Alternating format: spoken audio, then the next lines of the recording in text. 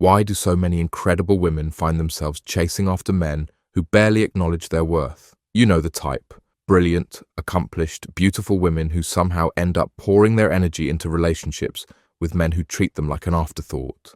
If you've ever watched this happen to someone you care about, or if you're honest with yourself, maybe you've been there too, you're probably wondering what's really going on beneath the surface. Here's what most people don't understand about this pattern. It's not about low self-esteem the way we typically think about it. These aren't women who don't know their value in the world. They're often successful in their careers, respected by their friends, accomplished in multiple areas of their lives. So why do they become a completely different person when it comes to romantic relationships? The answer lies in something much deeper than surface-level confidence. It's about the stories we tell ourselves about love, worth, and what we deserve. And these stories often get written long before we even start dating. Think about the messages you absorbed growing up about relationships. Maybe you watched your mother bend over backward for your father's attention. Maybe you learned that love meant working hard to earn someone's affection.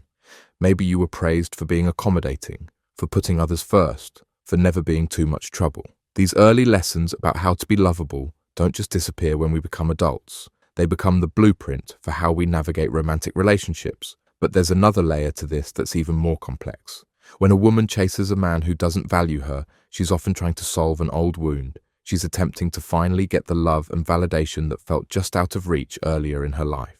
It's like she's saying to the universe, if I can just make this person see how worthy I am, then I'll finally prove that I'm enough. The cruel irony is that the very act of chasing pushes away what she's seeking.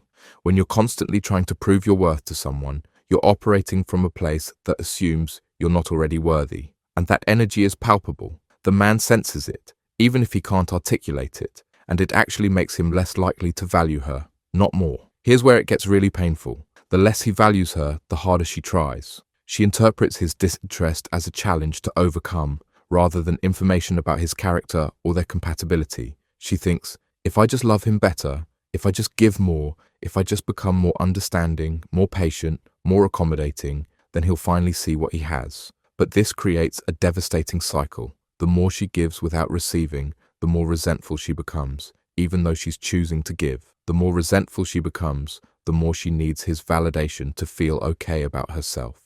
The more she needs his validation, the more desperate her energy becomes.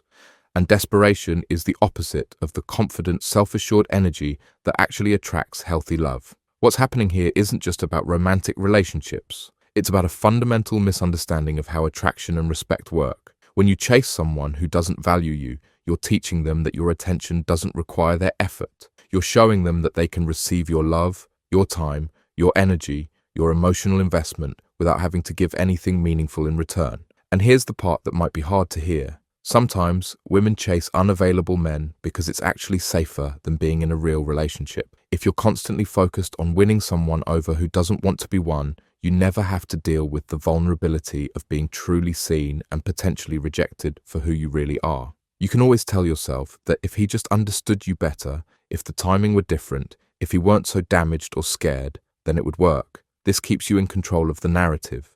You're not being rejected for being you. You're just facing external obstacles that aren't really about your worth as a person. It's a painful kind of safety, but it's safety nonetheless. But let's talk about what's really driving this pattern, because it's not just about the individual psychology of the woman involved. We live in a culture that has taught women that their value lies in their ability to transform difficult men through love. We've been sold this story that the right woman can heal the broken man, that love conquers all, that persistence and devotion will eventually be rewarded. These narratives show up everywhere. In movies where the woman's love finally opens the emotionally unavailable man's heart.